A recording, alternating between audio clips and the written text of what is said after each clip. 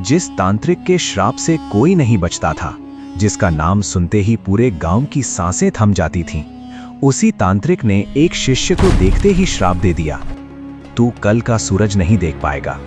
पूरा गांव स्तब्ध रह गया। ये साधारण शब्द नहीं थे, ये मृत्यु की सीधी घोषणा थी। दिन का समय था। समर्थ गुरु रामदास जी का एक शिष्य भिक्षा लेने गांव पहुंचा था।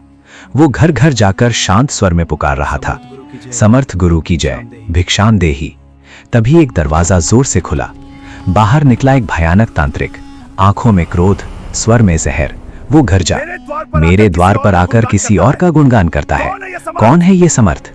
शिष्य ने बिना डरे उत्तर दिया, मेरे गुरु समर्थ रामदास जी, जो सर्वसमर्थ हैं।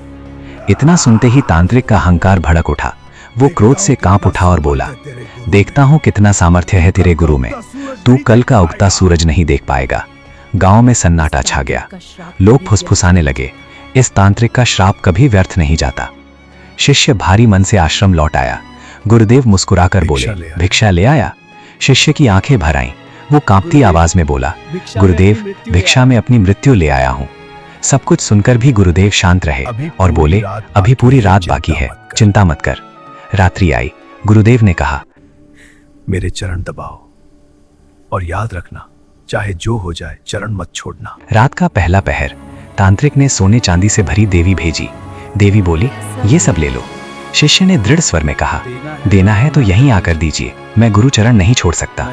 देवी लौट गई। दूसरा पहर आया। तांत्रिक ने माँ का रूप भेजा। वो बोली, बेटा गले लग जाओ। शिष्य की आंखें नम हो गईं, पर उसने कहा, माँ आप यहीं आ जाइए, मैं गुरु चरण नहीं छोड़ूंगा।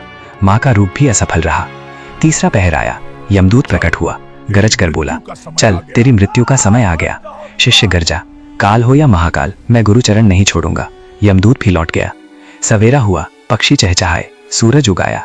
गुरुदेव उठे और मुस्कुरा कर बोले, अरे तुम तो जीवित हो।